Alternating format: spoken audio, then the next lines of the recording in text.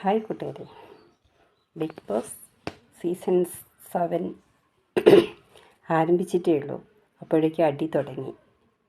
ഇന്നലെ നടന്ന ഗെയിമിൽ രേണു സുധിക്ക് ഭയങ്കര തലവേദന. മെഡിക്കൽ എമർജൻസി വേണമെന്ന് ആവശ്യപ്പെട്ടുകൊണ്ട് മൈക്കിന് മുമ്പിലെത്തുകയും പിന്നീട് പൊരിഞ്ഞ അടിയാണ് നടന്നിട്ടുള്ളത്. അതിനുശേഷം ക്യാപ്റ്റനാവാനുള്ള നോമിനേറ്റ് ചെയ്യുമ്പോൾ സൈഡിട്ട് ബിഗ് ബോസ് വീട്ടിൽ നിന്നും രേണുവിനെ പുറത്താക്കണമെന്ന് ബിഗ് ബോസിനോട് ആവശ്യപ്പെട്ട് 3 പേര് രംഗത്തേക്ക് വന്നു.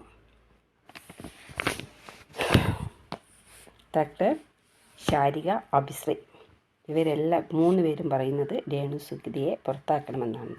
രേണു കളി തുടങ്ങിയിട്ടേ ഉള്ളൂ, പക്ഷേ കളി കിടക്കുന്നേ ഉള്ളൂ. വരാൻ പോകുന്ന എപ്പിസോഡുകൾ കണ്ട് നമുക്ക് അഭിപ്രായം തീരുമാനിക്കാം. നിങ്ങൾ വളർന്നാൻ വേണ്ടി മാത്രം കളിച്ചോ.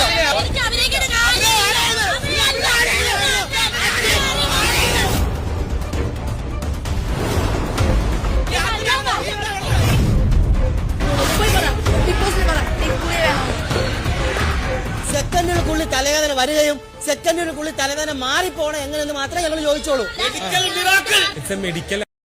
ഹായ് കൂട്ടുകാരെ, അപ്പോൾ നമുക്ക് ബിഗ് ബോസ് വിശേഷങ്ങൾ നോക്കാം. അപ്പം അങ്ങനെ പൊരിഞ്ഞ പോരാട്ടം നടന്നുകൊണ്ടിരിക്കുകയാണ്. ഫസ്റ്റിൽ തന്നെ അടിയാണ് തുടക്കം. പിന്നീട് ഉള്ള ടാസ്കുകളിൽ രേണുവിന് പങ്കെടുക്കാൻ കഴിയില്ല എന്നുള്ളതും ഭയങ്കര തലവേദനയാണെന്നും ആളുകളായിട്ട് മിങ്കിൾ ചെയ്യാൻ കുറച്ച് ബുദ്ധിമുട്ടുള്ളതുപോലെയൊക്കെയാണ് ഗെയിം കണ്ടപ്പോൾ തോന്നിയത്.